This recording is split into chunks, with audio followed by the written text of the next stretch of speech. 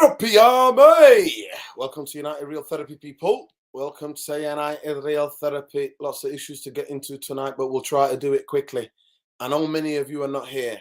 I know I scheduled this for tonight, and basically what happened was that instead, I don't know why, but it jumped a day ahead and it said tomorrow 10:45, and I'm like, hey, 10:45, are you having a laugh? Big up Hulk Hogan.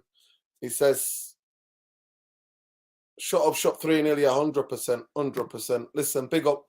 Those of you watch this later, let me know, please. I'll be interacting with you in the comments of this video. I'm gonna just go right ahead and just let you know that the incredible importance of the game on Sunday. Hopefully, I'll be there on Sunday, and what that will mean.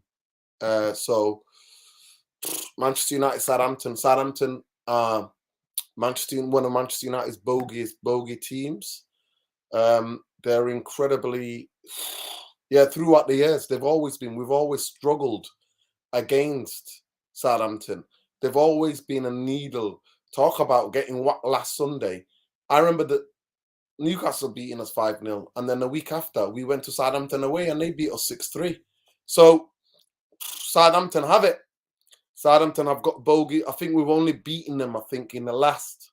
I know we whacked them for 9, didn't we, on the Ollie during lockdown. I know that we did in that game when they had a young kid sent off, but that was a one-off.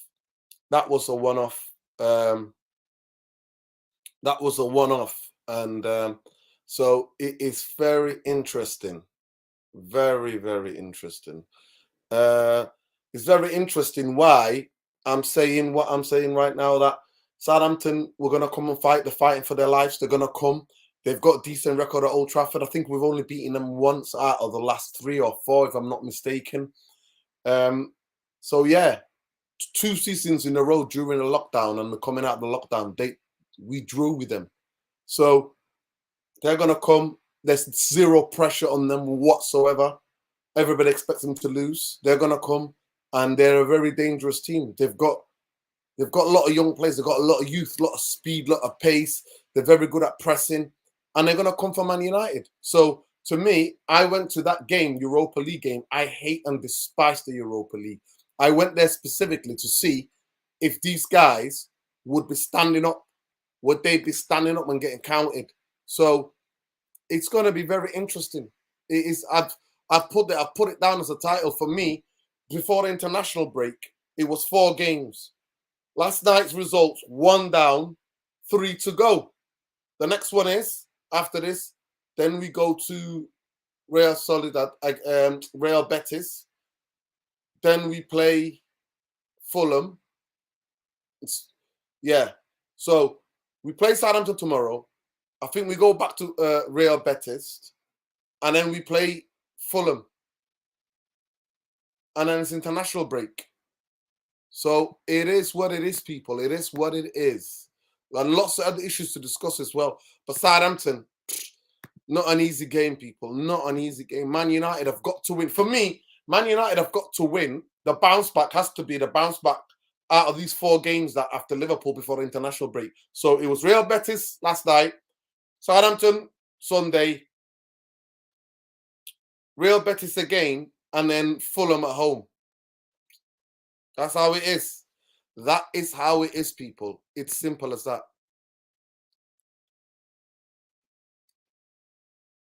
Big up to everybody, and big up to Claire as well. Big up to all you in the chat.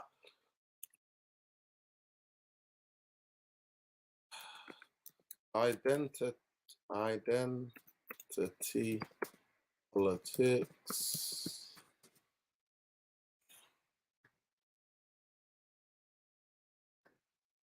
Against the people. Against the people. Big up to all of you, people. Big up to all of you. Let's get in here. Lots of things to discuss. So we're going to be talking about the Glazers, as Glazers doing what the Glazers do. Basically taking the mick out of the United fan base, getting the Elliott group involved in their supposed stage 2. And then obviously the Qataris saying they're not going to overpay. We're also going to be thinking about there's going to be no match of the day. Since 64 years, man, it's incredible. No match of the day, because the neo-fascists in this society want to gag everybody and make sure people can't stand up for some of the most desperate people in the world, people who are fleeing war and persecution. You can't say anything about the laws, inhumane laws, actually illegal laws. You can't have an opinion on that. So solidarity with Gary Lineker, who's also a bit of a hypocrite, because the BBC and him were all in tandem for him to talk about Qatar, but when he's talking about human rights in this country, silence, silence. You see, Gary thought the BBC will let him tweet talking about human rights of migrants, of refugees, asylum seekers and refugees, but the BBC allowed him to talk shit about Qatar. But when you talk about this country, the BBC is controlled. The idea that the BBC has ever been left-wing is the most laughable statement of the millennium, of the century. I'm telling you, it's laughable. It is the most laughable. But let's get into it, people. Let's get into it. How are we doing? Yeah, we saw that. We saw that. That to me is the most hilarious thing. Absolutely hilarious thing. But I'll send you the link, Sean. Give me 2 minutes. It's just the most laughable to me. Absolute laughable to me. And I'm not here for it. I'm absolutely not here for it. I'm absolutely not here for it. So it is what it is. But welcome to the stream, everybody. Please smash a like on the video. Subscribe to the channel if you're not already subscribed, people. Subscribe to the channel if you were not already subscribed. We're going to be talking about Manchester United Southampton. I've already previewed a little bit of it, about the expectations, about what's expected of the Manchester United players after the humiliation that they put us through the other day, and what's expected of them before the international break. So it's going to be very, very interesting. So it's going to be very, very interesting. Big up, Sean. How you doing, brother? You good? Yo, Nordin. What's good, man? I'm good. Happy Friday to everyone. Happy Friday, man. Jum'ah Mubarak, people. I hope you're all well. Worldwide. Those who celebrate. Big up to everybody. It's kicking off right now in the UK, Sean. I know you're in lovely Los Angeles, but it's kicking off now in the UK. No. I can see now, and I think clearly the conservatives in the UK are borrowing some of the tactics from conservatives in America.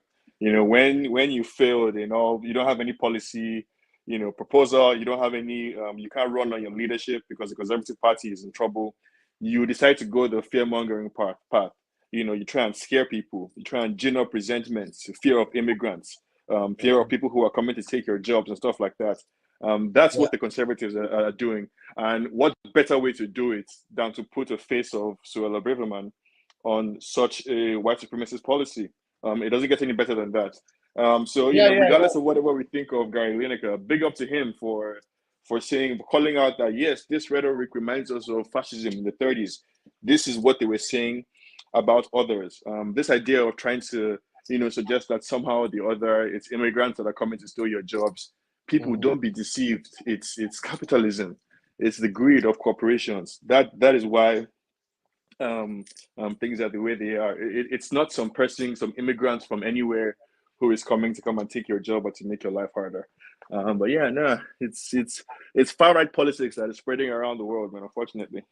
It's here. It's alive and kicking, man. It's alive and kicking. That's what happens. The thing about it, what history is really, I'm a student of history, and history teaches us all that when things get economically tight around the world, politicians will always fearmonger and fearmonger to the most vulnerable in any of those nations and societies. And then usually the population falls for it, and then those people get scapegoated. and that's what's happening right now globally. You know, things are Yeah, getting no. hard. You know, economically. So who do we form fearmonger against? Those who are, you know, are the minorities. And but the biggest thing for me is that with the Sunak, Braverman, Patel, all this, I always warned against identity politics, you know, in terms of like, you know what I mean? I remember Yeah. reading Franz Fanon, you know, the Franz Fanon famous book, you know, Black Skin, White Mask. And it basically breaks it down there, like how they use minorities to further agenda, their political agendas. But let's get into Southampton. What do you think about the game yesterday, Ashley? I never got it. Jarvis Cocker, big up Jarvis Cocker, by the way. If you're about Jarvis, jump on, no problem. If you want to jump on, the link is there. If you want to jump on, no problem. Can you give one of the big? Yesterday's game, I was happiest for Weghorst. Like I loved the reaction on his face. I loved the energy from the team and everything. I think it was a good response on paper in terms of the scoreline, but I think in terms of like the play itself, I could tell that like the players were still a little they were still a little shook. It seemed to me like the players were still a little nervous, like there were a lot of nerves. I think like their confidence had been shattered seriously by Liverpool. So while the game we won it handily with the 4-1 victory, it still seemed to me yesterday like there was still a little like shakiness there, nervousness there, and thankfully like we're able to see the game through. We're a better team than Real Betis. I think that showed yesterday. I think we're a better team than Southampton. And if we can just keep that energy going, and if the manager finds a way to rotate the squad and to keep things fresh in a way, I think we should be able to see off Southampton with ease. Yeah, Sup, yeah, Irfan? Sup, Malcolm? yo, Hey, big Sean. up Malcolm, You're big up Malcolm. Irfan. Yeah, there's Yo, lots of things to talk about. So let's get into Southampton first, people. Irf, what did you think about the game yesterday? Well, I was listening are to you your guys show on mute? afterwards. I listen. I You're on always mute, listen Irfan. back when I don't make it. I always listen back. There's a lot to talk about yesterday that I have anyway. Because first I was like, okay, so I always look at the psychology of the games. I was like, okay, so he picks the same team that got battered by Liverpool. Okay, so the question is he basically making out? I'm going to support you guys. I know you guys let me down, but I'm going to support you. Clearly, that was the case. So obviously we start well, we get a good goal to start off with, and then obviously we're hyped, but it doesn't mean that we're home and dry, because obviously they came back in the game for the next 20 minutes or so. And I know they're a decent team. They're not a rubbish team, but I was quite impressed by the second half performance. And although it irritated me because we had so many, we could have made that 6 or 7-1 yesterday. We really could have. I saw the chances that Anthony missed, the chances that Weghorst missed. I was like, we can't afford to do this. But then I would say, okay, no, you've been a bit hard because, they've just been battered. Let them slowly build up their confidence, etc. So I thought the second half performance was very, very good. We completely dominated them. But looking back at it, it's still only one win. It doesn't mean anything, because I think it's going to take 5 or 6 wins or 5 or 6 solid games before we sort of get back on our feet again psychologically. And then also, I think it depends on when we play another top team. I don't know if we've got yeah, any top teams left in the fixture, but until we play a top team and we're behind, and they're really coming at us like Liverpool did, because Liverpool, whether we like it or not, they steamrolled us. They were so intense yeah, with their energy, right? We just couldn't cope. And obviously, it triggered something. So I'm waiting to see United play against a team that's going to go at them constantly, yeah, and see how they cope with it. And then you can ask me whether we've recovered from this 7-0 battering or not, because whether we like it or not, it was the worst battering in our history. yeah. No, So definitely. I think the thing is that like a bubble was burst, like the bubble that had kind of been constructed around the team, around where we were at in terms of our development, around how good this team was actually at. So I think a lot of these players and United fans are doubting ourselves, like, okay, are we really as good as we think? Stuff like that. So I could see some of that yesterday in the game. And I think your question about why the manager played the same team, I think he was trying to prove a point, first of all, that like you guys are not ego. You guys are better than a 7-0 defeat to Liverpool. You yeah, guys disgraced the club. So it's up to you, this 11 that disgraced us so badly, it's up to you to right the wrong by doing this against Real Betis. I think before the narrative can change, we would have to find ourselves maybe in the semifinals of another tournament, or find ourselves like in second place or something. But I think it's going to take a while to shake off this. Or if Liverpool loses their next Premier League match, I think we'll be back in good graces again. What you mean? Because he will just Liverpool, put that was a they've fluke. got nothing to do with us, whether they lose or not.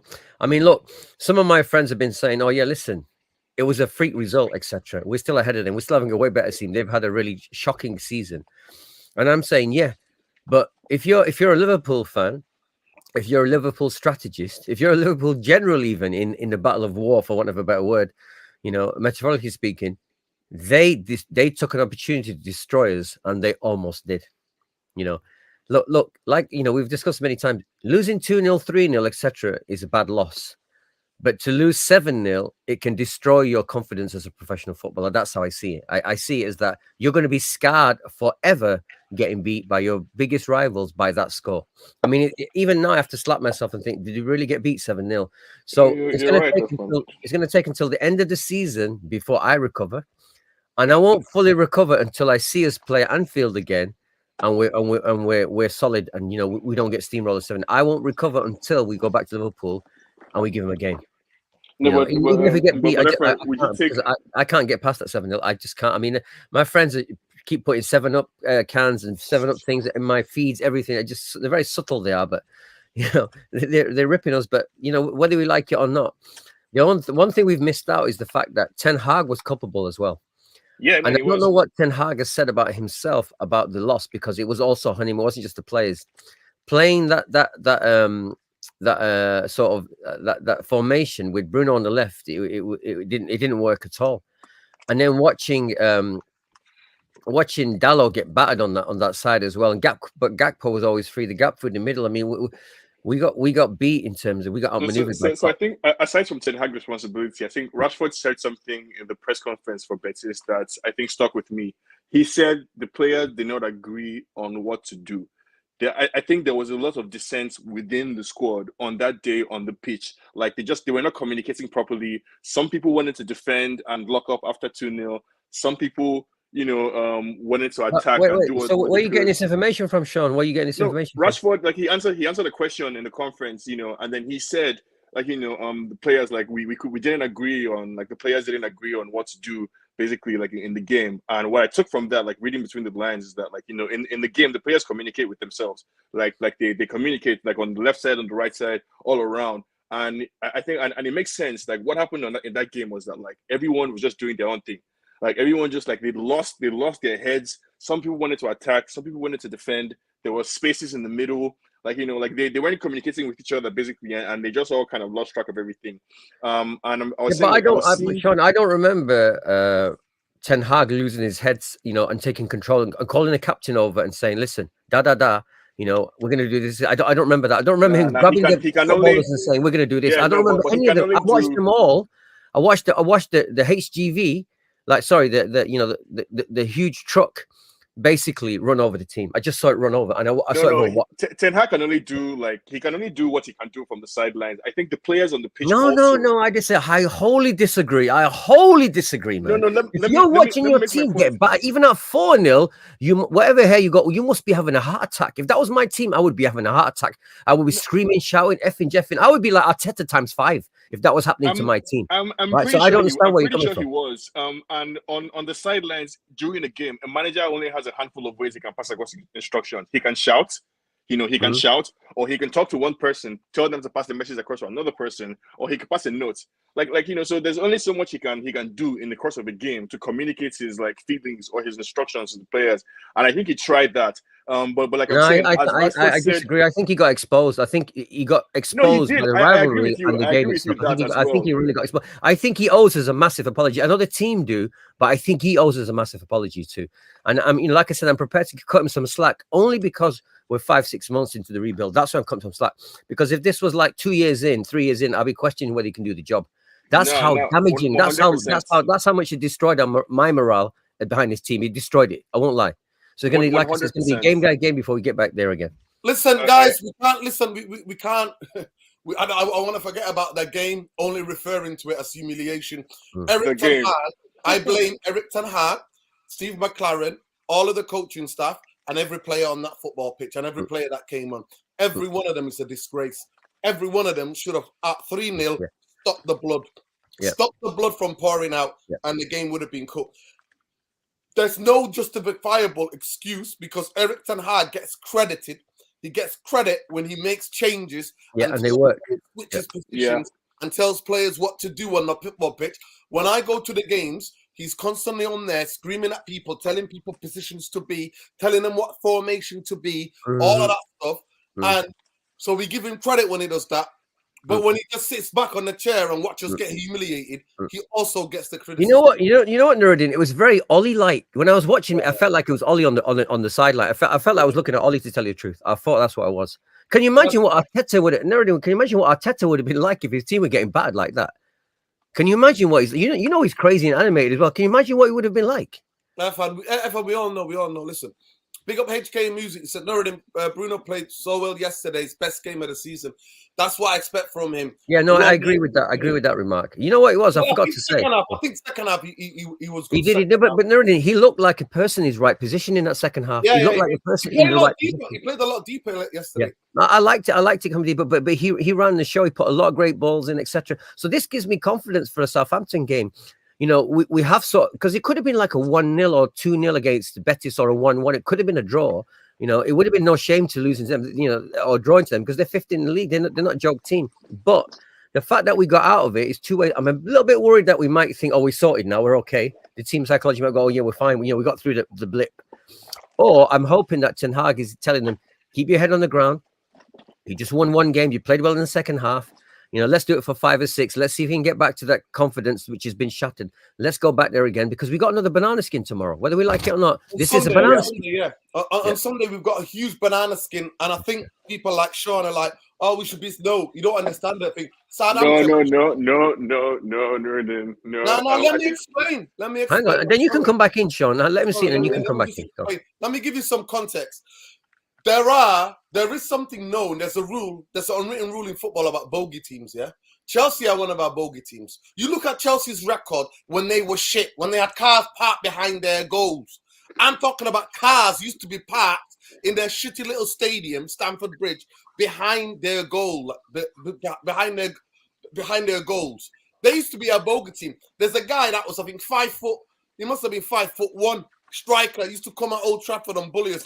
This is league-winning, title-winning Man United. Used to come and bully us and beat us up at Old Trafford. Wait, who's that player, Nurin? Who's that player? What's his name? The little short guy. He us't to score bangers. Oh, he was quite stocky, wasn't he? He's quite stocky. Short guy, yeah, stocky guy. Oh, I forgot his name. I remember going to Old Trafford in my mid-teens and seeing them absolute destroyers. And I'll tell you another thing, Sean. In a season where they were battling in the top.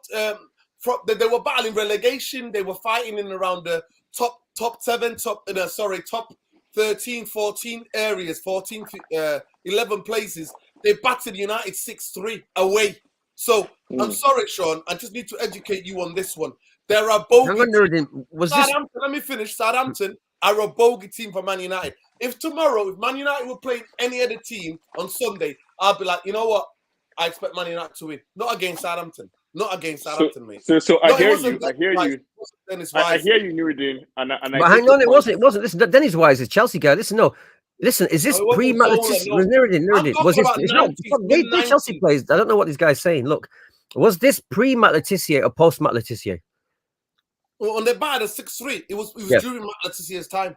They battered us 6-3. Yeah. So just to clarify, I do not doubt you for a second that there is such a thing as a bogey team. And that Man United has some bogey teams that, you know, no matter what our form is, once we get there, there's always going to be an issue. I'm saying part of what impressed me, what I'm saying instead is a part of what has impressed me about Ten Hag's regime so far is that if we're better than you on paper, we're going to beat you. The bogey team regime is one of the old, you know, and I agree with you that it's not going to be an easy game. It's a banana skin game because Southampton are at the bottom of the table. And, fighting for their lives. Fighting for their lives. Yeah, fighting for their lives. Yeah. So you know, if we go there with the wrong attitude or thinking that we've already won, you know, we're going to lose. I think part of what is working in our favor is that we also have a point to prove. On the back of the game. Well, you know what, Sean, hold it right there, because that's where we're going to go. I want to bring Malcolm in because us three have just spoken and Malcolm's not said a word. Yeah, true. Malcolm, we got Malcolm. Are you there, Malcolm? Hello, Malcolm.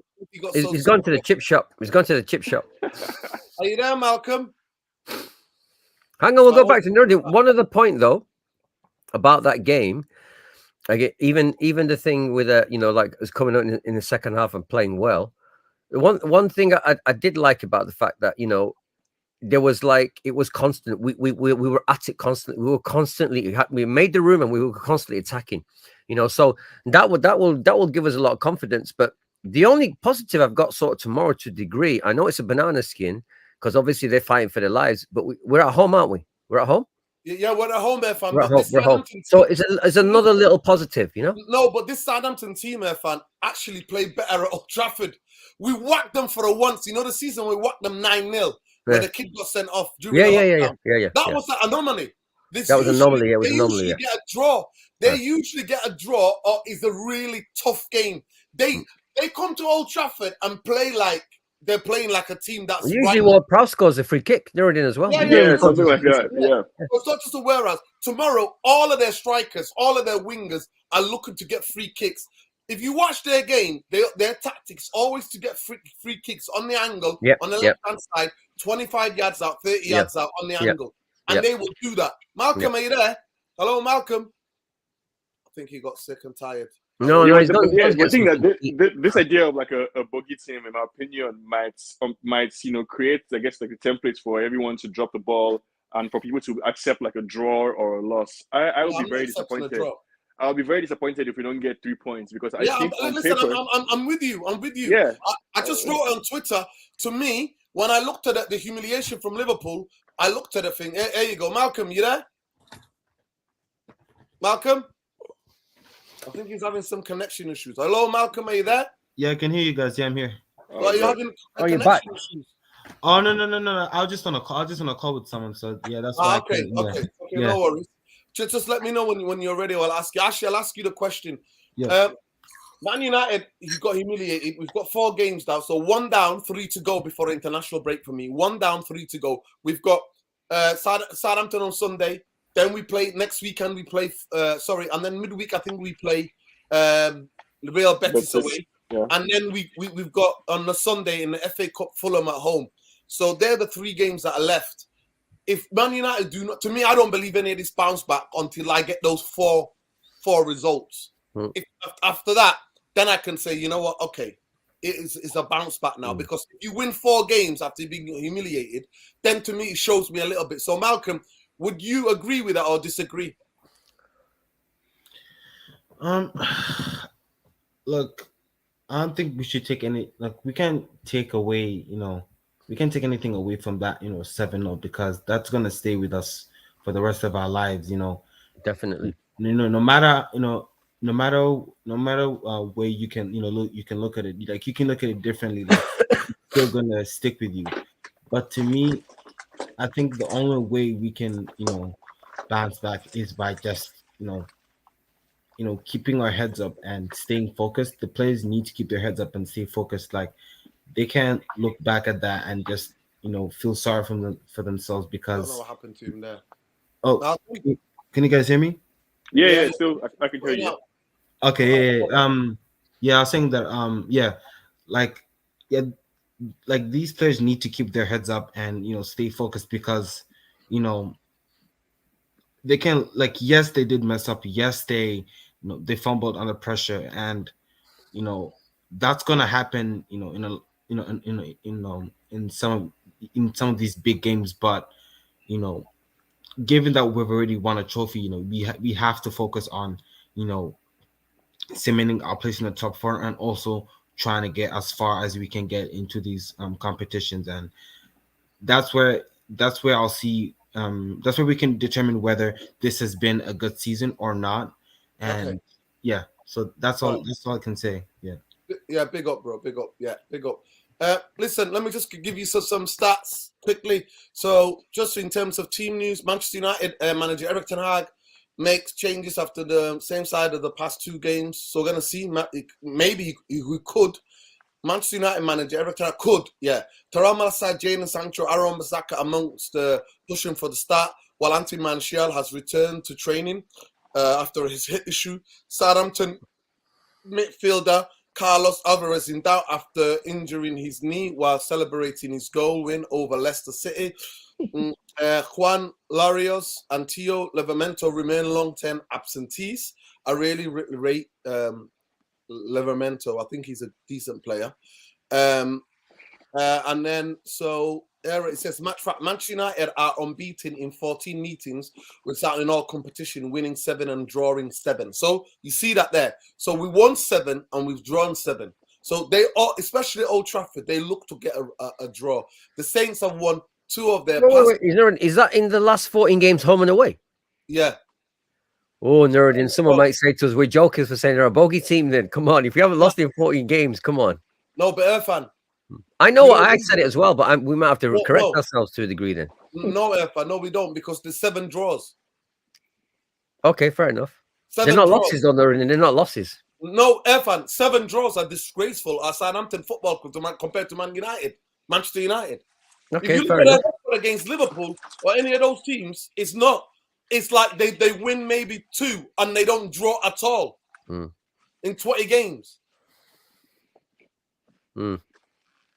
So they've only won twice in the past 28 matches. So, okay, but you've nailed it, Nuruddin, because you've also said, right, and this is the vibe we're getting from everyone.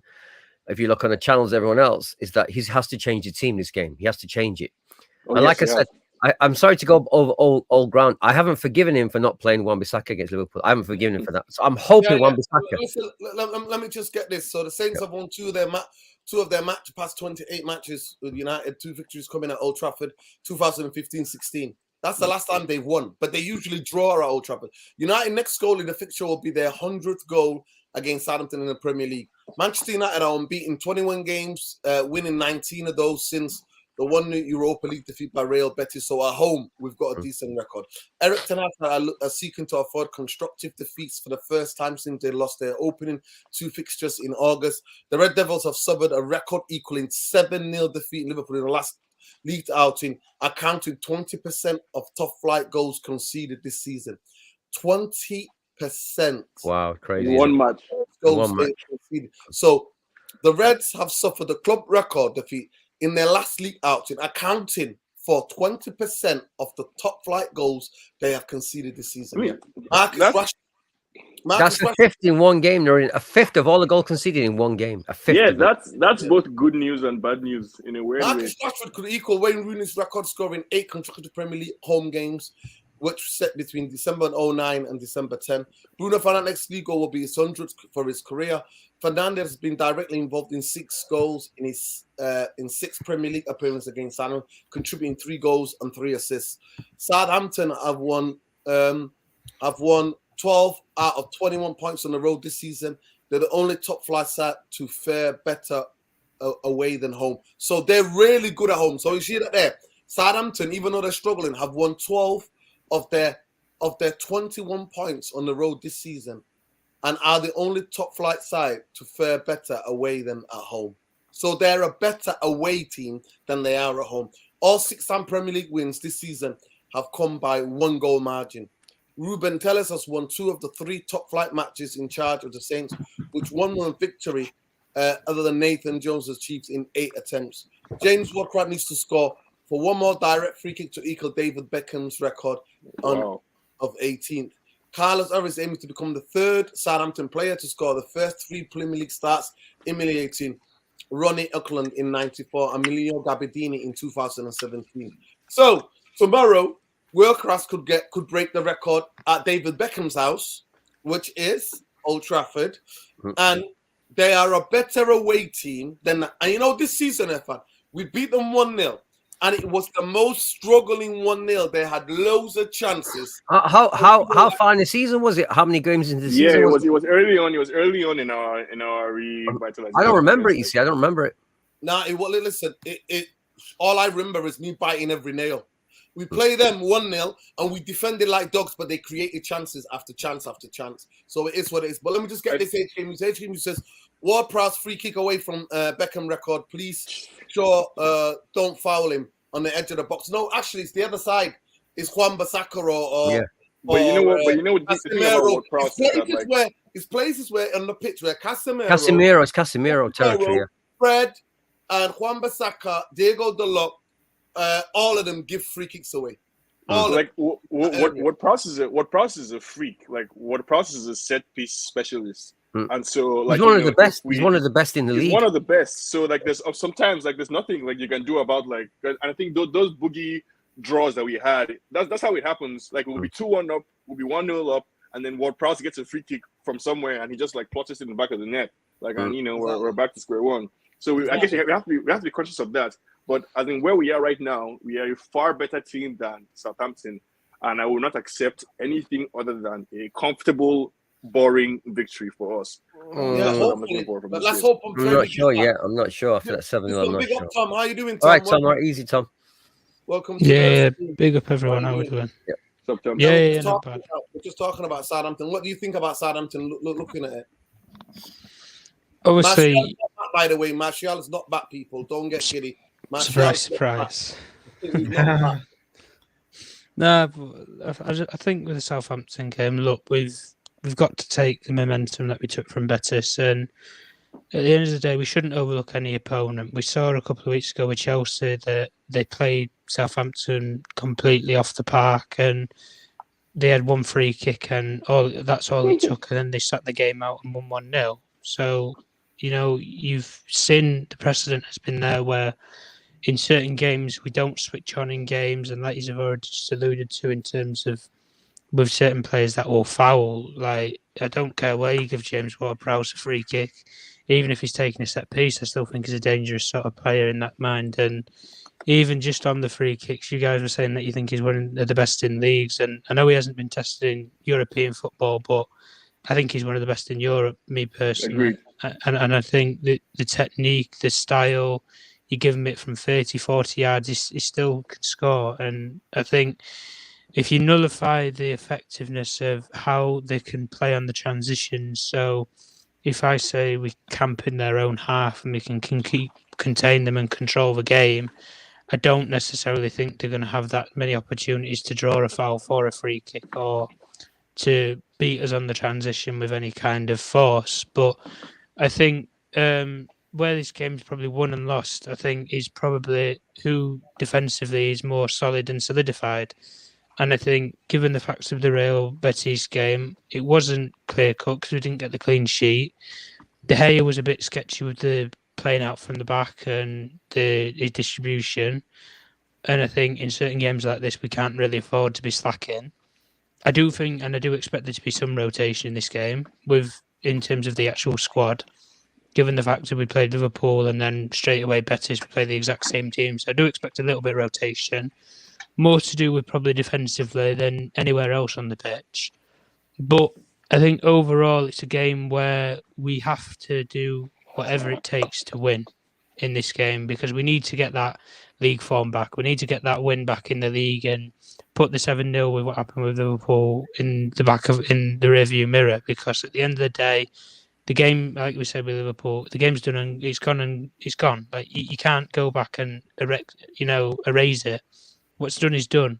At the end of the day, the only thing that you can control is the fact that you're 7 points ahead of them in the league. Keep that containment and keep going forward with the victories and what you want to do as a team. And I think, especially the development of certain characters, I think we do need to get, used to a set starting 11, albeit it's not a complete team and a squad that is Ten Hag's squad. I think we need to stick with a lot of the starting 11 players week in, week out, so long as that they can do it. Obviously, with players like Varane, I think they can't play 3 games a week. It's just not feasible for them. 2 games, you're pushing it at the very max with players like Varane. So I do think there has to be some rotation. But as a whole under precedent, it's a banana skin, waiting for us to slip on. Southampton have always been that bogey team. Wherever you go down to play them at St Mary's or you play at OT, they've always given us a game and they always turn up. And especially with that precedent of the momentum that they need to get wins on the board to get out of the relegation battle, they need the win probably more so than we do in this case, especially in terms of relegation, whereas we are sitting pretty comfortably in third. We're not looking likely to drop out of the top four, or probably gain on City or Liverpool, City or Arsenal in the title race in that case.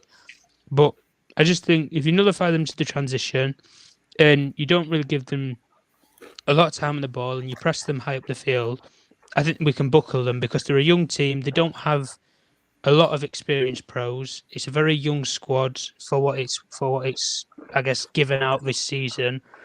And this manager isn't really a manager in many cases. He's as far as I'm aware, he's an under 21 Spanish coach who's had a lot of experience in Spain in La Liga. That's the only thing that I know about him. So in this case, I don't think we should underestimate them.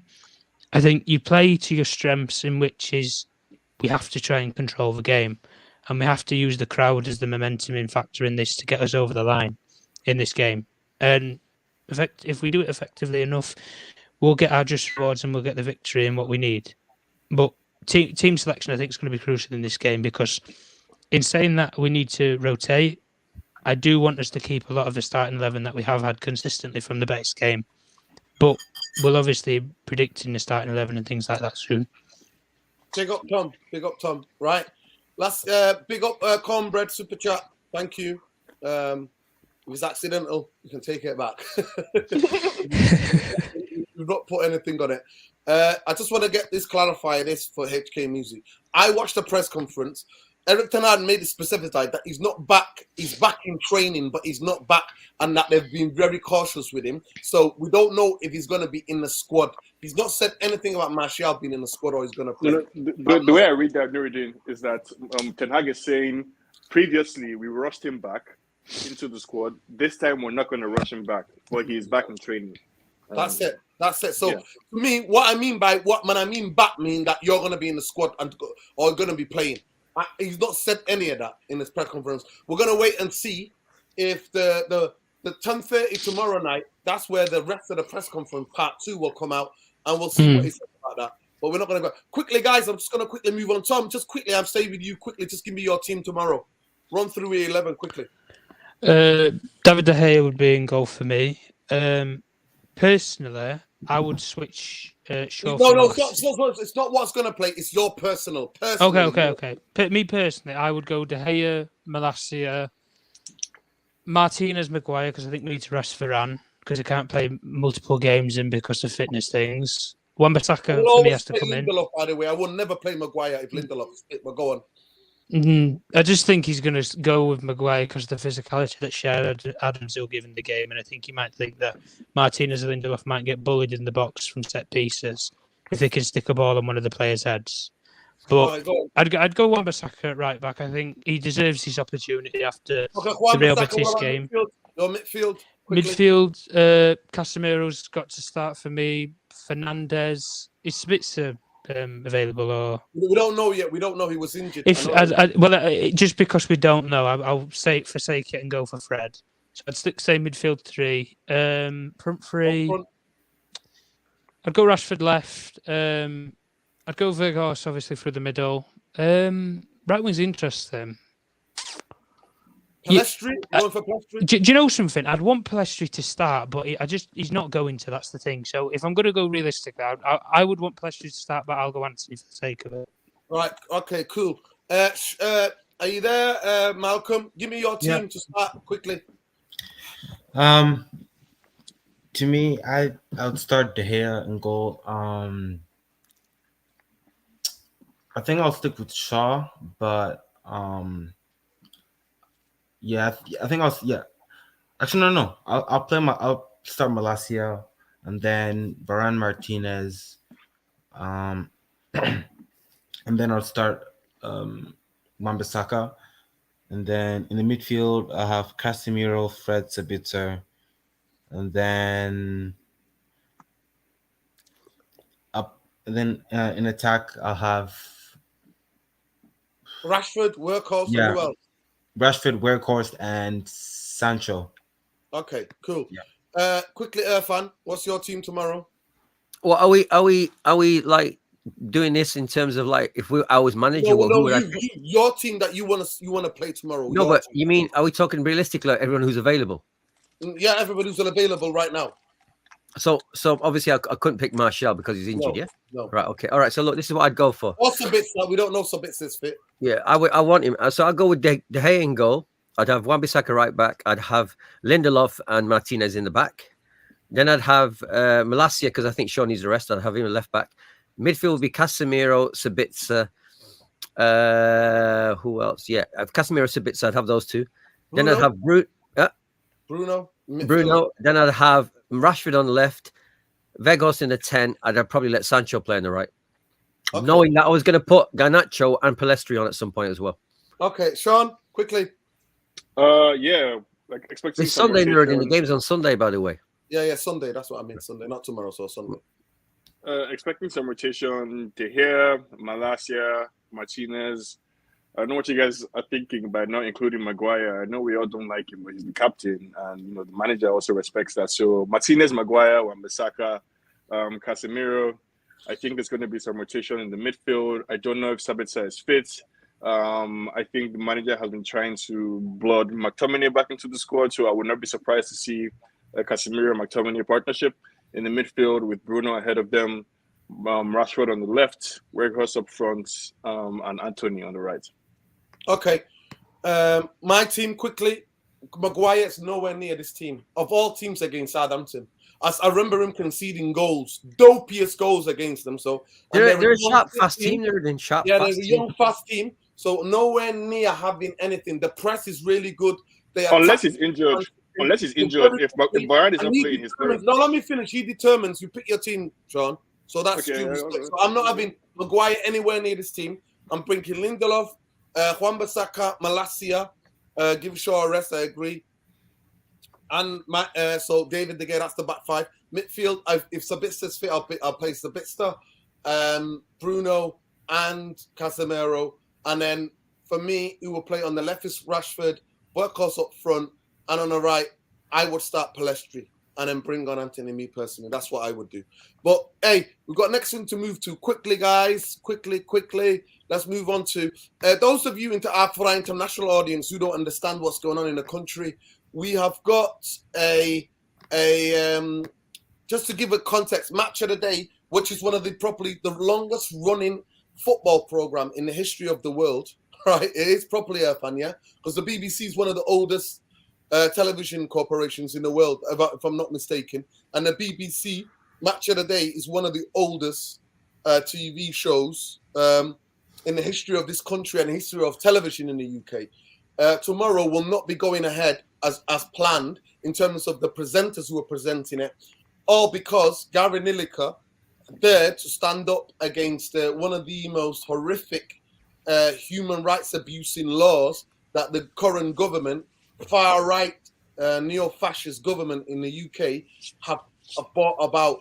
And he tweeted and said, the language of what's going on in terms when it comes to asylum seekers and refugees, what that comes to, the language that's being used by this current government, especially people who are brown, a lot of people who are brown. That's why I never agreed with identity politics. I've always said, if you ever read the book by Frantz Fanon, Black Skin, White Mask, it breaks it down for you there. So the idea that you can be for identity politics, I was never, because I always said the elites and establishment will use that against the people, and I never supported it. So that's the context. In terms of the program's not going to go ahead because the BBC, which is supposed to be the public-funded, impartial. Well, Irfan, it's never been impartial in my life. So this is a laughable. No, but I read the guidebook, nerd, and it's meant to be impartial. Not yet, but it's never impartial. What they put, I can put, my name is Nuruddin Abdi, and I am the king of the world, and that's in my handbook. Am I the king of the world? No, it isn't. Do I go on like I'm a king? Well, no, I don't. So it's ridiculous. So the idea they're impartial is the biggest, the most laughable thing. There is not one media in this world that's impartial. Not one. Not one. If you know anything about media and media framing, there's not one ever media that's impartial. It's always tainted by bias because we're human beings, we're not robots. Some are more honest than others, and BBC it's the most dishonest of them all. It's one of the most dishonest media organizations in the history that carries itself to be the most respected. Is it respected? Having So lived with the disclaimer that at the beginning of this conversation, we're on the same side, I just want to point out that, like, while I agree with you that no media is truly objective, I think it's an aspirational goal when they say that they are meant to be balanced and objective. So in practice, they might not be, but on paper and as a guiding principle for how they do their things, yes, they're supposed to aspire to be objective. And in this case, I think because Gary Lineker was criticizing a political party directly, that's different from making, like, a statement about the human rights of Qatar or something. I think within UK politics, definitely some pressure was put down on BBC from the Conservative Party, because BBC is a conservative or right-leaning organization or network. Some pressure was put on them, to do something about it, and they did. And they're well within their rights to, as Gary Lineker is well within his rights to, express the sentiment that he has. I was proud to see Ian Wright back him up. I'm proud to see that what's this guy's name? This Newcastle, Alan Shearer as well. Yeah, backed him up. I all think... the others, they asked all the other guys, Martin Keown, Danny Murphy, Jermaine Jennings, Dion Dublin, all of them, Matt Jappers, all the other presenters and pundits, other ex-footballers, they all said no. So basically, on tomorrow night, it's going to be the most historic match of the day in its history. Tomorrow night at 10:20 on BBC in the UK, you're going to show the matches with no analysis, the commentary is going to be very fascinating if the commentators will commentate, because they will side with their thing. So that's what's going to happen tomorrow.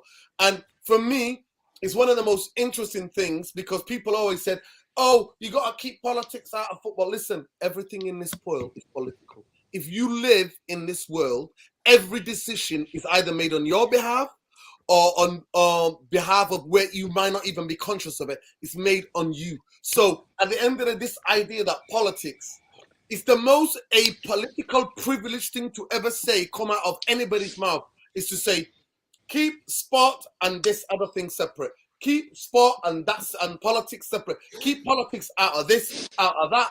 It's the most apolitical statement in the history of politics when you say that. So there is nothing, because human beings are not robots. They're human beings.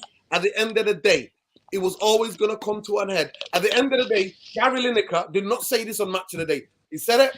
He's a freelancer, and he stated what he stated on his Twitter as a freelancer.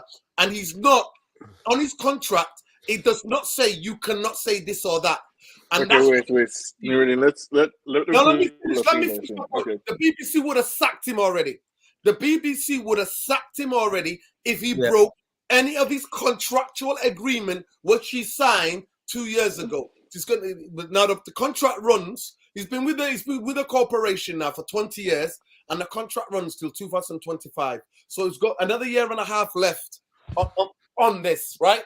So if he would have said, they would have straight away, instead of suspending him, they would have said, you breached your rules. As a freelancer, you breach your rules, and here's your contract. This is where it says you cannot tweet. He did not make it political, by the way. He just said the policy was diabolical. He didn't say anything about the government or the Tories. He just said the policy was. And he said the rhetoric used around this policy is that akin to the 1930s.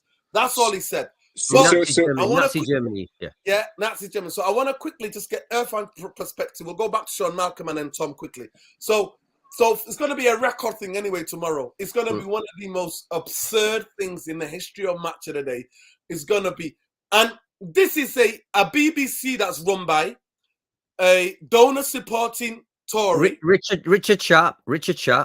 Tony, right? Tony wait, Nuruddin. And the guy, Tim, what's his name? Tim, whatever his name. Director General, Tim, whatever his name is. Hang on a second. I know his name. Hang on. It's Tim Davies, I think it is. Tim Davey, yeah? Tim Davey.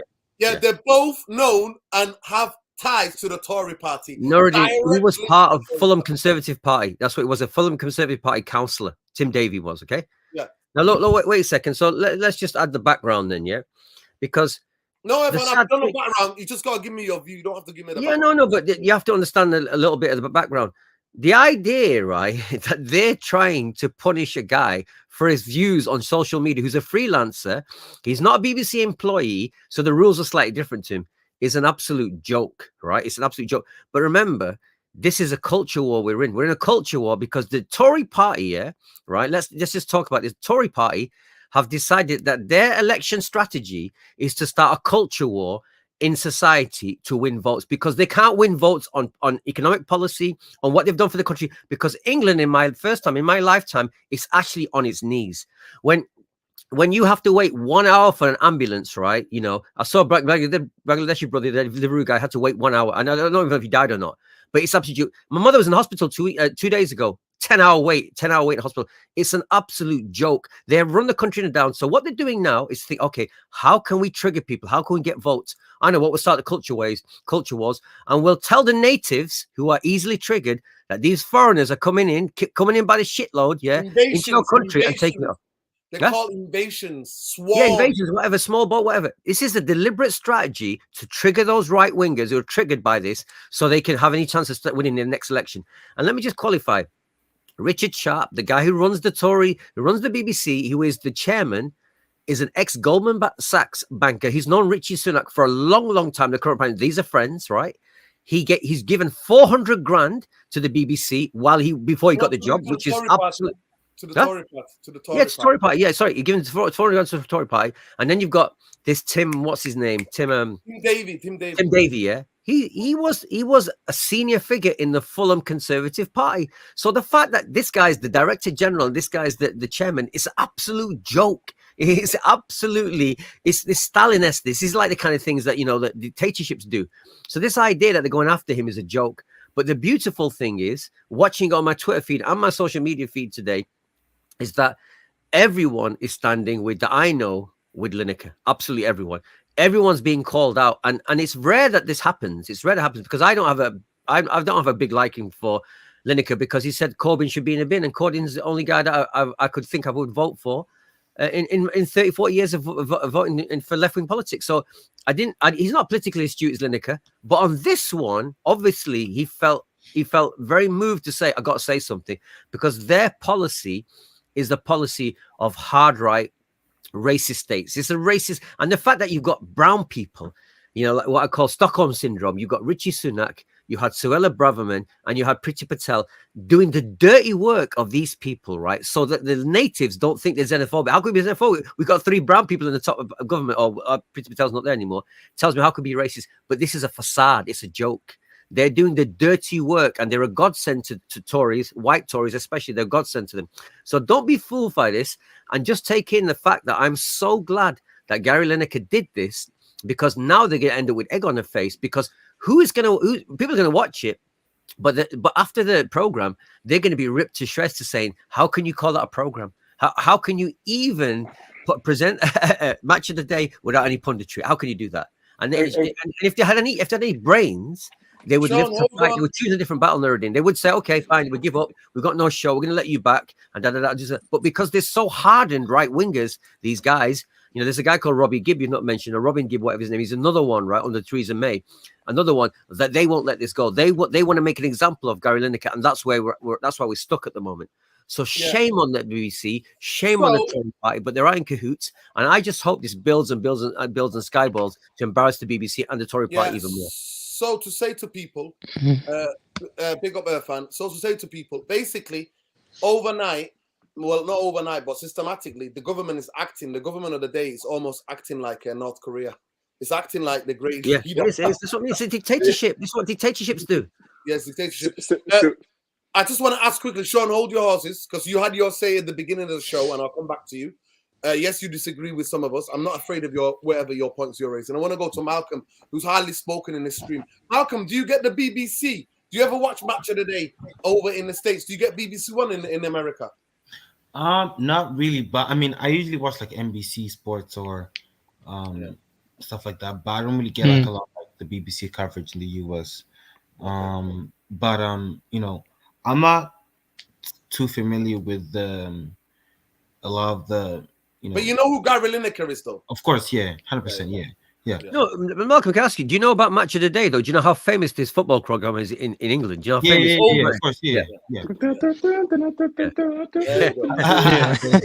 It's the most famous historical football program that's ever existed in English, in Great British TV. It's the most famous, Yeah. Tom, quickly, please just sum up, because I want to have one more thing to go over about. So quickly, just sum up how you've seen things as a journalist. Yeah. How are you seeing things as a journalist quickly, and then I'll let Sean come in. Well, listen, in terms of pundits and their actual contracts, you know, organisations, the BBC, Sky, BT, whoever, they employ these people to give an opinion. And they employ them to give their opinion on football. Whatever they decide to do on social media or in their private life or anything, that's private. If you don't want them to speak out against something to do with governments or laws or anything like that, then you should insert this into their contract before you employ them at the end of the day. And do you know something? If you inserted that and you went to these people and you said, you can't go on social media, you can't, you know, say anything bad about a government policy or a law or anything like that. If you said that to them, do you really think they'd want to work for you? They probably wouldn't, because you're basically taking their right away to ever speak about anything. Yeah. And what if that impacts their life personally? If it impacts their life personally, what? They can't speak about it. They can't talk about it. It's ridiculous at the end of the day. Now, listen, we can go around in circles and people can say, well, politics and football shouldn't go together and this, that, the other. Well, the problem with football is, football, as much as it is entertainment, it's also a business. And business and politics obviously go hand in hand. And when you link it all back together like a dot to dot, it all links back to the same thing and it all revolves around one thing: publicity, advertisement, and money. And the BBC get all three of those off of their platforms and channels that they use. But like we say, with the news that's come out and everything about that, the programme is still going to go ahead, and you're not going to have any you're not going to have any hosts, co-hosts, guests, no punditry analysis, no opinions. All you're going to have is basically people who are going to just play the tapes of every single game. And like you said, Nuruddin, it's going to be interesting to see if you have the commentators actually commentate on the game, or is it just going to be as if you have it where you might watch the highlights on YouTube? Sometimes in the highlights on YouTube, when it was post-lockdown, because you couldn't have commentators going to the grounds, whenever you watched highlights on YouTube or you watched it on the Premier League platform or anything like that, they didn't actually have any commentary on it, because commentators weren't allowed in the stadiums because of COVID guidelines. And at the time, now when we think about it, with what BBC are going to have to do, yeah, you might get round of this for this week, but if they wanted to make this completely like compulsory, like I don't think they expected all these other pundits that they employ or that they invite on to side with Gary Neville. I don't think they expected it in many cases. Not Gary Neville, sorry, Gary Lineker. I don't think they expected it in this case, because when these people are employed to do they're just employed to do their job, and that's give an opinion. And if they have an opinion on football, they can have an opinion on politics, they can have an opinion on anything. And if you want to control their lives, put it in their contracts before you employ them. But Gary Lineker at this case in time, he's took a stand, and he's got a lot of the backing from a lot of the people there that want to take a stand with him as well. And I think that could potentially change policies within the BBC, especially if they still want to employ these people. And if they don't, well, Match of the Day as a programme, the BBC will change forever. It will change forever. And this one thing that's, you know, happened as a tragedy in, you know, politics has suddenly spiraled out into a lot of different things in many cases. Sorry, Tom, keep going. Yeah, go on. I was saying No, we lost you for a minute. Go on. No, 1 second. Sean, I'm going to come to you. Big up Ryan Mitchell. Ryan Mitchell says, but what did Gary actually say? So Gary said, he said the language around the way that asylum seekers and refugees, the language around that was, he said, akin to the language that was used, the rhetoric that was used in the 1930s. He said the government. He's talking about the government. He didn't say Britain. He said the government. Big difference between calling the people of Britain, right, what the language would be. He's talking about the government language and a lot of the right-wing media's language, what they use. So that's who he's talking about. So that's what he said. I just want to quickly just educate somebody here as well, because this is quite close to my heart. This issue says, Nuruddin, United Britain, Nuruddin, are people living in bad places all over the world. They're crossing continents to try and get to the UK. There are scumbags charging them for thousands. No, 100%. The people who are charging them, 100%, they're criminals and they need to be stopped. But I just want to, United Britain, just tell you that there is no safe ways of being processed from different parts of the world in wherever these people are.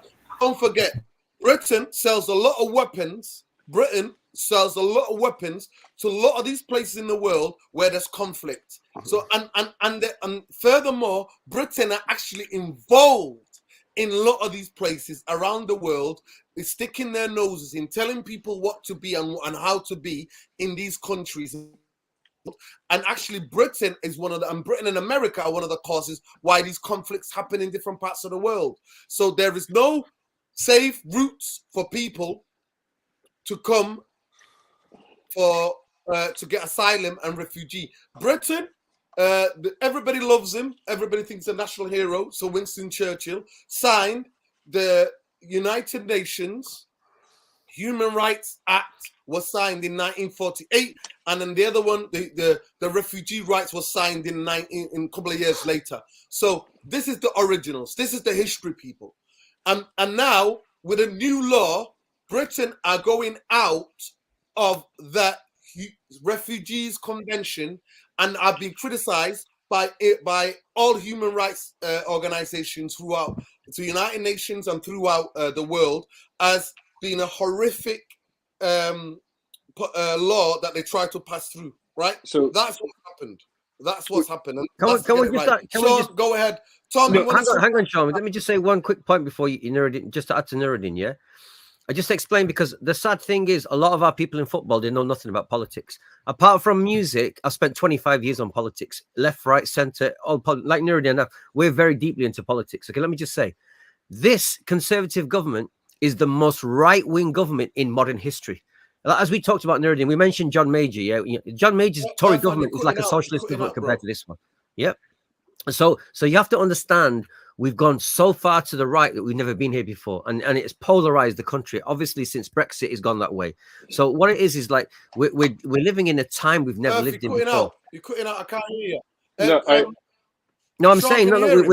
I can hear Irfan. Let me repeat that, Nuruddin. I think you're cutting out. I'm saying this is the most right-wing government in my lifetime. I've never come across a right-wing government. Even Thatcher's government is not as right-wing as this one.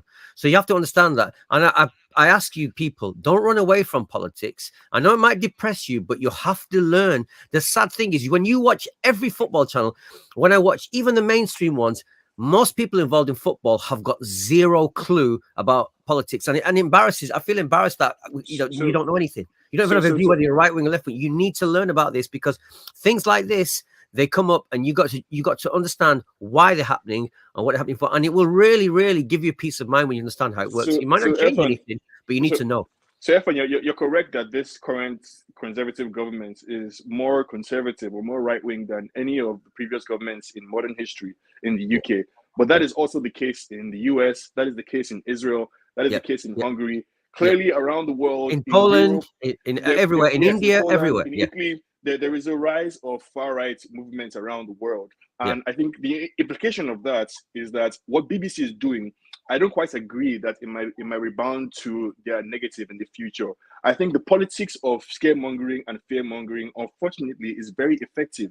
It is what Donald Trump used to rise to power in the US, the promise to build a wall to keep Mexican immigrants out. That politics is quite effective. That anti-immigrant politics is very, very effective. Unfortunately, because we are in late stage. We're in the late stage of capitalism, essentially, and people feel disillusioned. People have lost money to, I guess, like globalism or whatever, and they have no one to turn to but to turn to their neighbor to say, you are the root of my problem. But sorry, Sean, I got to stop you. You just made something that's incorrect. People haven't lost money because of capitalism. the people who run capitalism have squeezed the working class all over the world. That's why we got have these right-wing governments everywhere, right-wing populists who run. This is almost the same conditions as 1920s, 1930s Europe when the Nazis got in. It's almost the same condition. We had the Wall Street crash. We had poverty, extreme poverty all over the world, and this is where Mussolini came, Franco came. All these right-wing fascists come in. It's known in history. It's known in history. It's known in history that when the people are on their backside, fascism is around the corner. When people are starving and being poor, fascism is around the corner. You just have to understand this. You have to understand this about history. No, we're saying exactly the same thing. That due to the failures of capitalism, people are now looking to their neighbors as the cause of their problem, as opposed to looking to the people who are actually truly the cause of the problem, which are the 1%, essentially, as you described, that control everything and have squeezed all the wealth out of everybody's hand. I think as it relates to Gary Lineker, while he's a freelancer and while he's on contract with them and he's free to say whatever he wants in his own time, I think there's a limit to that. And I think that's where it gets complicated. Because we all agree with what Gary Lineker said now, we don't think it should have any bearing on his employment with BBC. But if he said something racist, for example, or anti-Semitic on his own time, we would want him fired.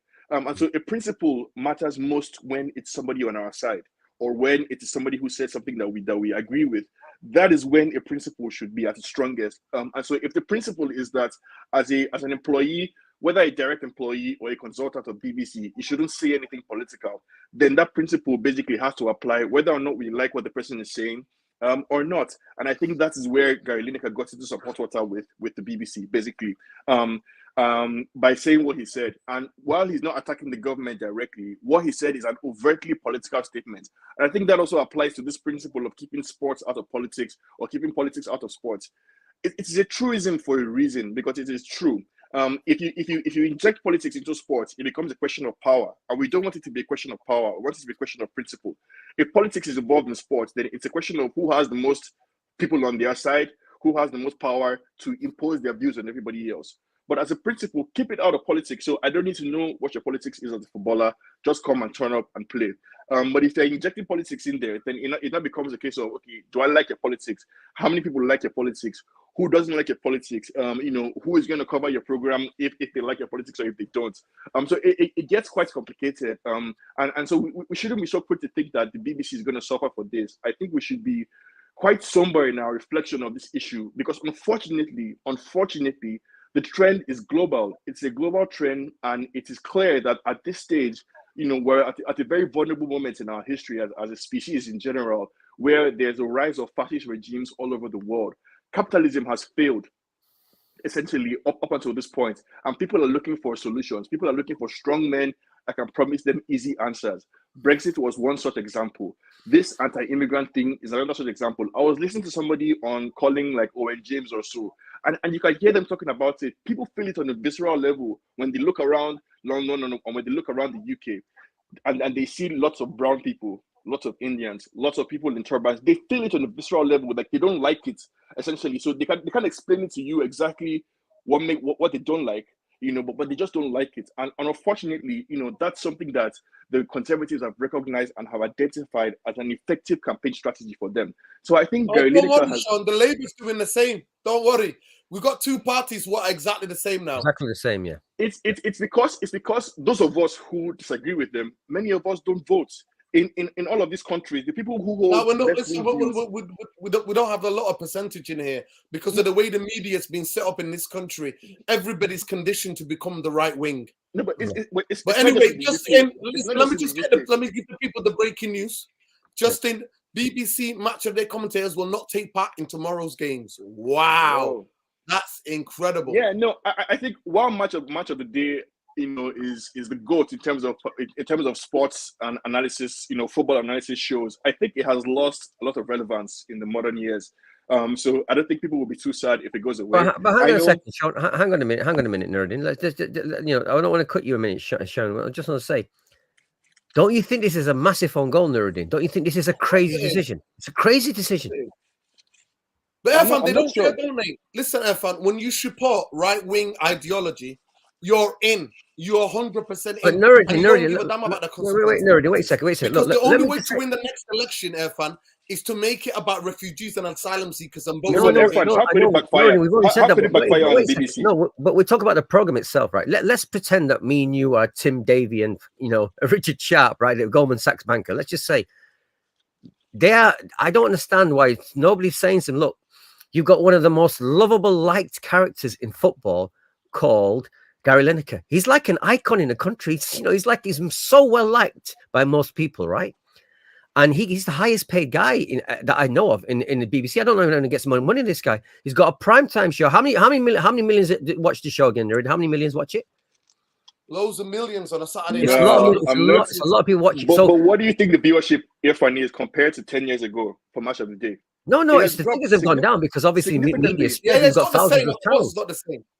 No, I'm going to say, yeah, but my point is, I don't understand why somebody hasn't said, hang on, guys.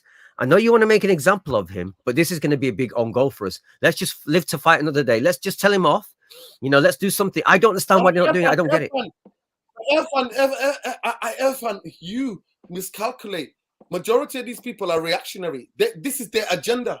Brexit was about this. No, I know. Listen, somebody just nailed it when they said they want to get rid of the BBC. Someone just nailed it in the comments. More than anybody, listen, you know a lot about politics. I am absolutely astonished that you are shocked by this. I'm absolutely astonished. No, I'm not shocked. No. You know how the man, by any means necessary, that is the authoritarianism, Irfan. Authoritarianism, shut down this set. Yeah. It's always to shut it down. But listen, guys, it is what it is. Let me just put it this way. The way that the Glazers have ruled us for the past 18 years is synonymous to what is going on with the country and what's going on at the BBC. So just nicely to bring it back to that, the Glazers are playing games. Elliott Group were last night in the stadium, and well, none of us could see who represents it because we don't know any of these Muppets. But just to bring you some good news, United fans, today they've never.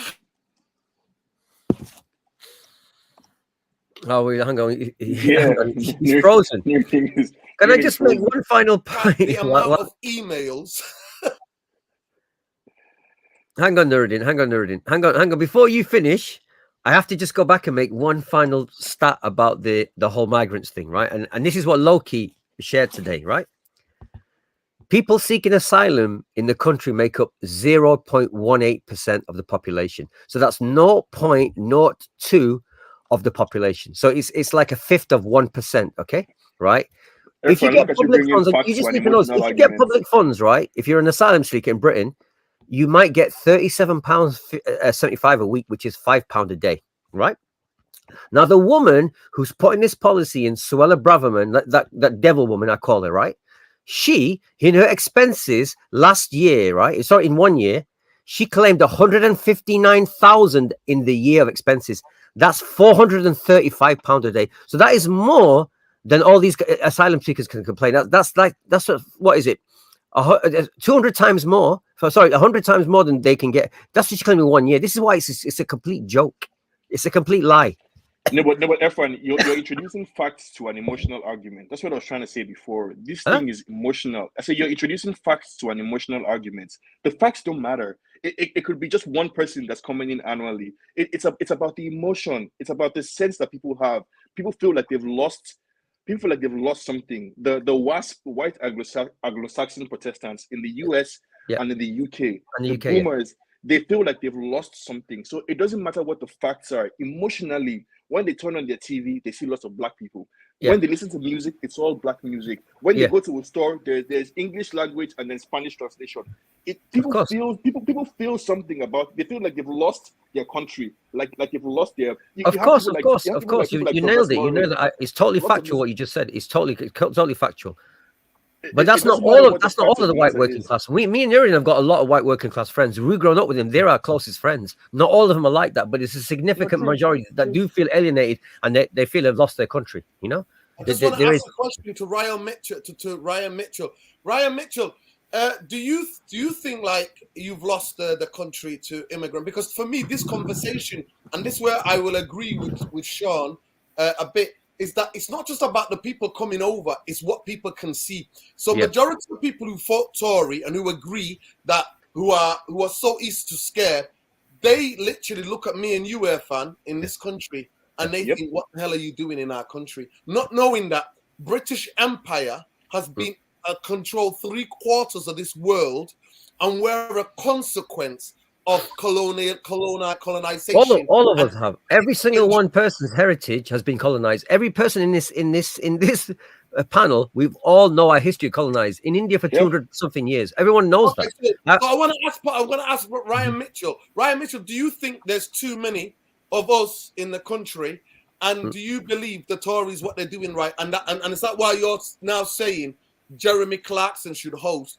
which is known one of the most racist, vile, one of the most vile, disgusting right wing. That person is trolling now. Yeah. Ryan is trolling us. And I say No, this, it doesn't Ryan, matter. You control. It's all right. It's all good. No, you I control. say this to you, Ryan Mitchell. When he used the N-word on television, on that, what was that called? Top Gear. Top Gear, yeah. Kept his job. When he punched somebody, no, when he tried to threaten to run over somebody and call something about Mexicans when they were filling Mexico, he still kept his job. There's a guy called Alan Sugar who comes out and compares African footballers to poor migrants in Spain who are selling stuff to you. And he's also a hard right supporter of Israel. He's a hard right supporter of Israel. Forget that. Who then goes on about and says, and he's another one who works for the BBC, who basically says, I'm supporting Boris Johnson when he's supposed to be impartial. Right? Yeah. So what are you saying to us? Andrew Neil, what about the main one? Andrew Neil, the main one. No, listen, I want to talk to Paul Mitchell, Ryan Mitchell. Ryan Mitchell, come and say it with your chest. I mean, I'm sure that person is clearly like. No. I would say not at all. But why open doors is properly no. But they're not wide open. No, How can you be wide open? We take less than every country in Europe. We take less than every country in Europe. You crazy man.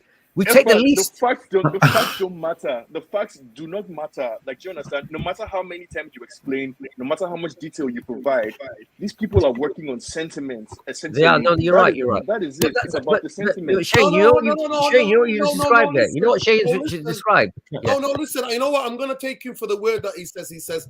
I only realized the race part after I commented. I was referring to more of his sacking of the BBC, not into the race. I swear. Okay, no problem. That's fair. No, that's fair. I take that, Ryan. But he said something about wide open doors. That in itself, that is anti-immigrant sentiment right there. No, but Shane, look. But wait a second. I'm the Tory strategist. Let's just say I'm the Tory strategist, right, for the current government. All I have to do is I've got the Express, I've got the Mail, I've got the Telegraph, I've got the Sun, I've got the Evening Standard, I've got pretty much every newspaper, 90% of the newspapers. And all I have to do is keep repeating the same thing. They're coming, stop the boats coming. All I have to do is just repeat that all day long on my news channels, in my newspaper, all day long.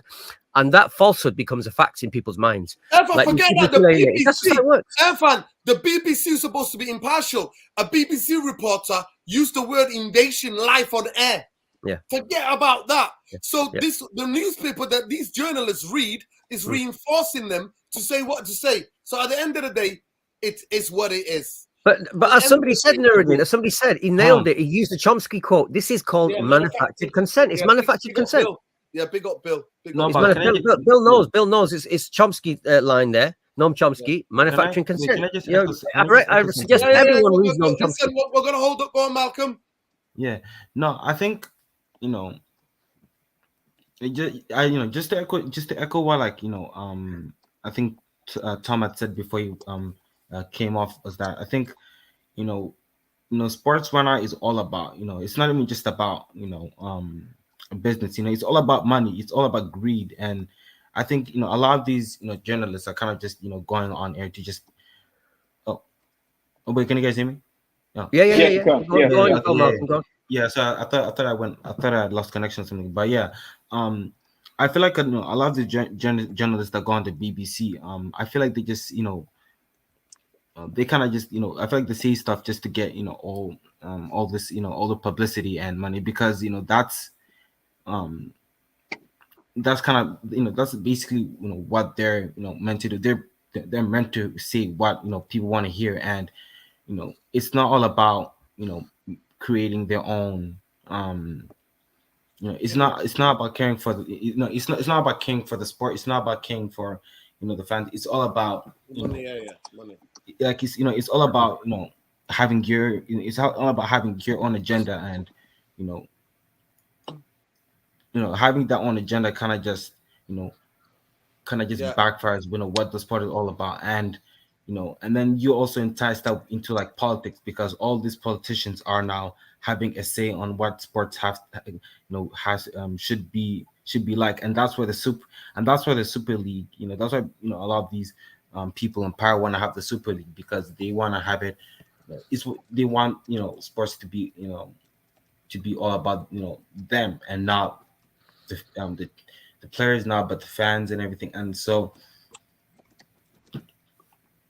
it's sort of like there's a lot of like, discrimination, not even towards like colored people, but also just players in general, because they're, a lot of them are kind of just, forgetting that meaning of like what the sport, what this sport is and what football should mean. And so no, big up Malcolm. You're talking about the larger, the bigger, the wider perspective. Yeah, exactly. Like, I feel like a lot of people kind of just lose that, that larger. Yeah, but Nuruddin, and I know, all of us here know. Mr. Ryan Mitchell, absolutely no problem, brother. No problem. No, of course. Politically, we can disagree. You can even be a Tory voter. Yeah, you can be a Tory, we disagree with it, but as long as you're honest about your views, it's fine.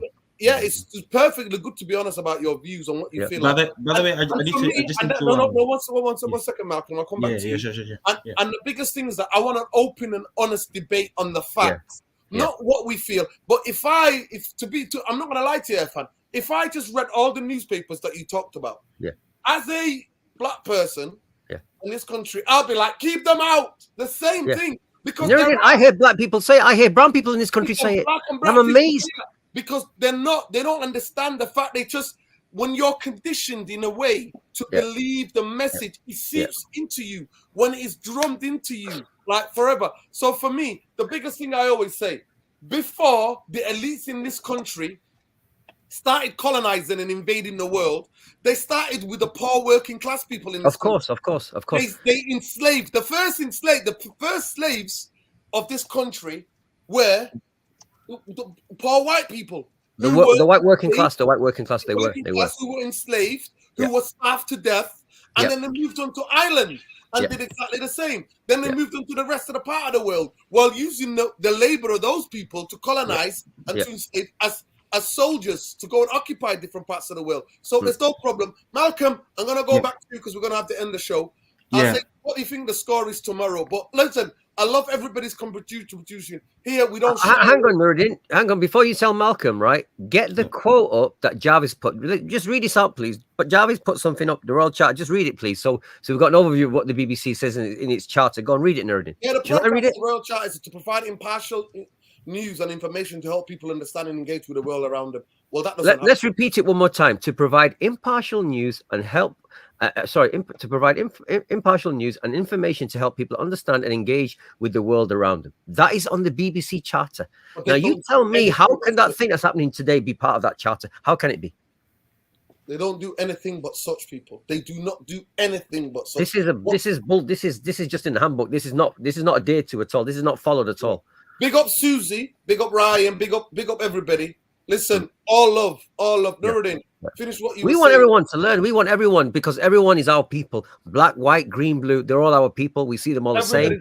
And football is the beauty of football. Unfortunately, that's just not what life is like. No, it doesn't. In my world, and Nuruddin's world, that's how. If you hang out in our circles, we have got everyone in there. Everyone is in the circle, right? And that's how you definitely. That's the beauty of football. I'm not gonna lie to you, Sean. Let me say something to you now.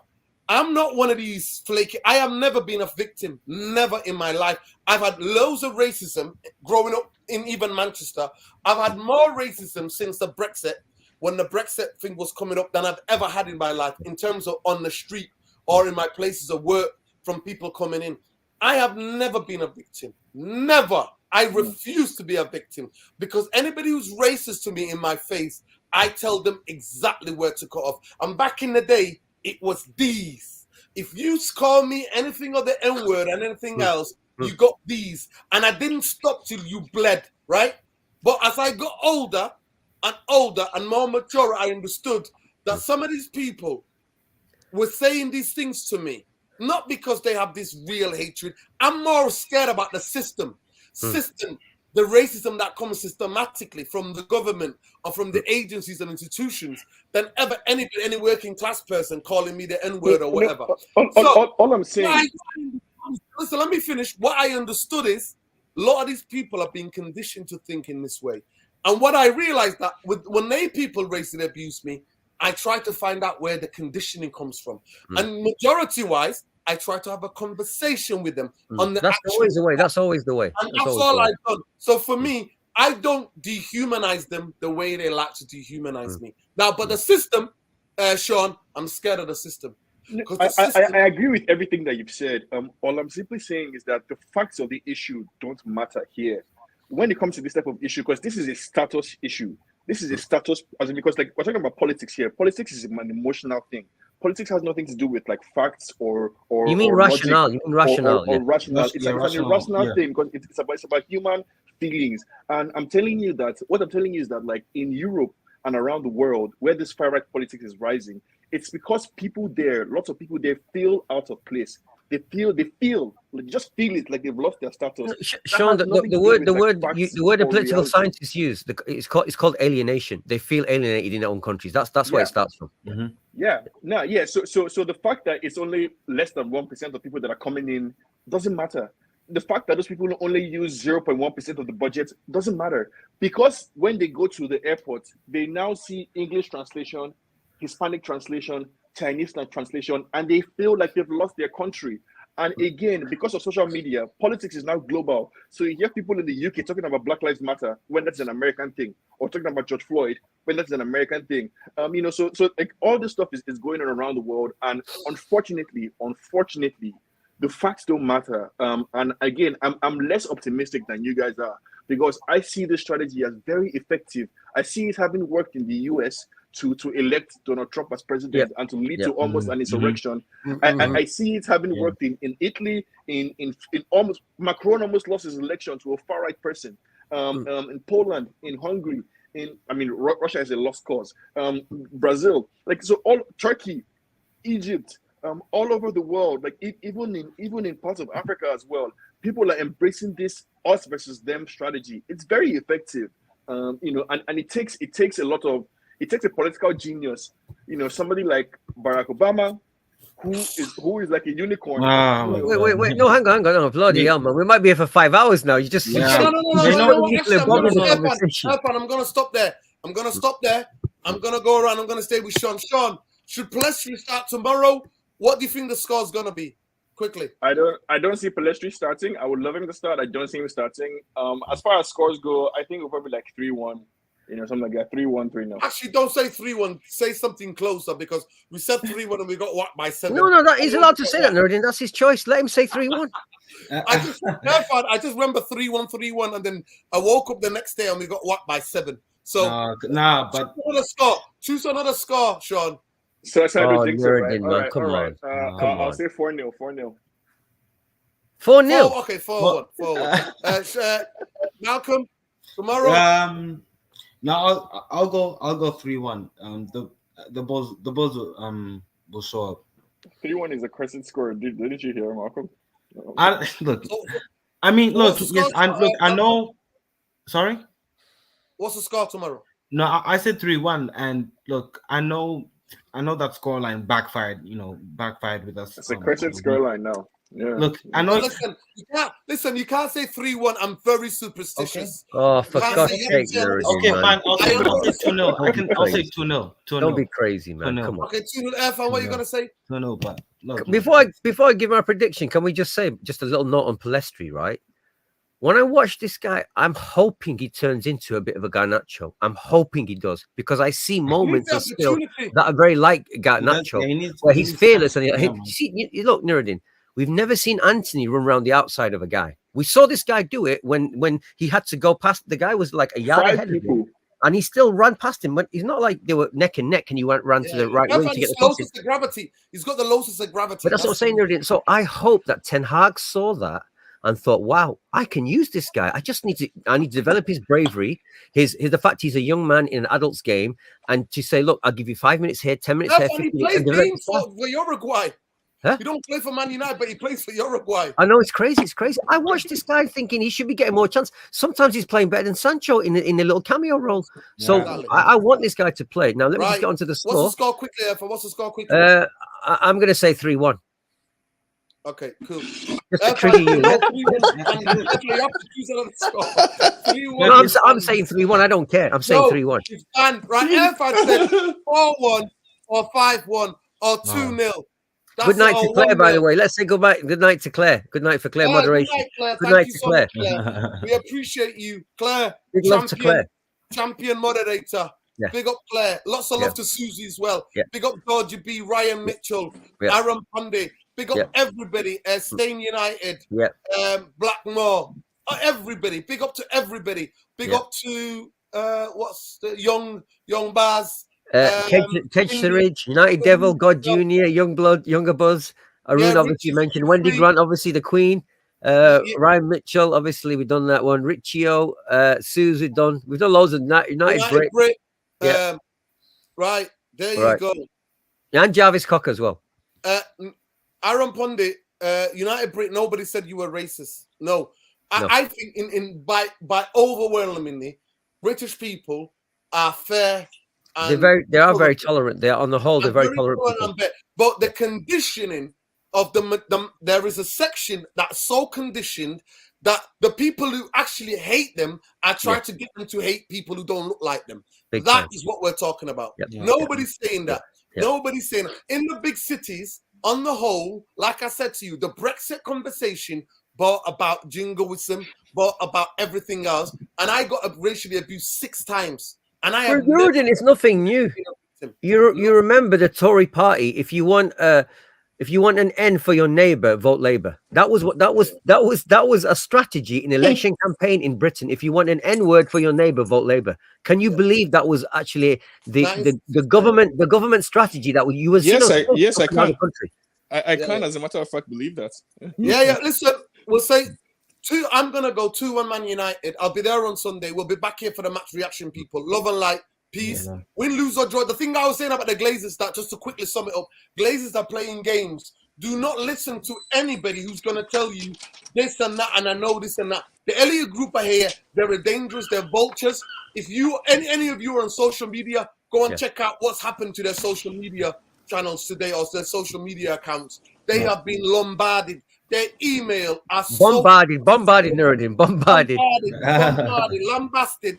They have never seen thousands and thousands of emails they've had today, and that was in the space of hours. So just know that the United fan base, Glazer movement, the Glazer movement who are against Glazers, to get them out, already let them know. Do not get involved with our club.